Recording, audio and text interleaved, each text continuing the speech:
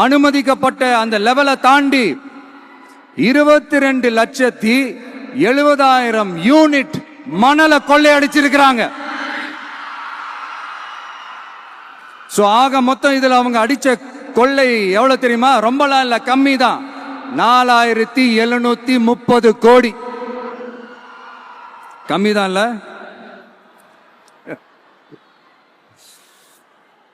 இதுக்கெல்லாம் அவங்க ஆதாரம் கேட்க முடியாது. ஏன்னா இந்த ஆதாரம் ஆல்ரெடி கோர்ட்ல இருக்குது, அமலாக்கத்துறை டிபார்ட்மெண்ட்ல இருக்குது. அந்த டிபார்ட்மெண்ட்ல வேலை செஞ்ச சில நல்லவர்கள் அவங்க அடிச்ச அந்த கொள்ளையெல்லாம் தாங்க முடியாம வெளியில வந்து சொன்ன அந்த ஆதாரங்கள், இதெல்லாம் சம்பந்தப்பட்டவங்களுக்கு இன்னும் நல்லாவே தெரியும். அதனால இது சம்பந்தமா ஆதாரங்களை கொடுலாம் அவங்க கேட்க முடியாது.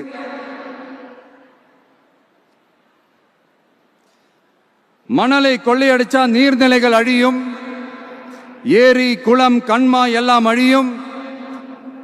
இதெல்லாம் அழிஞ்சா விவசாயம் அழியும், விவசாயம் அழிஞ்சு போனா விவசாயிகள் அழிஞ்சிருவாங்க. ஆக மொத்தம் நாம எல்லாரும் மொத்தமா அழிஞ்சு போக வேண்டியதுதான்.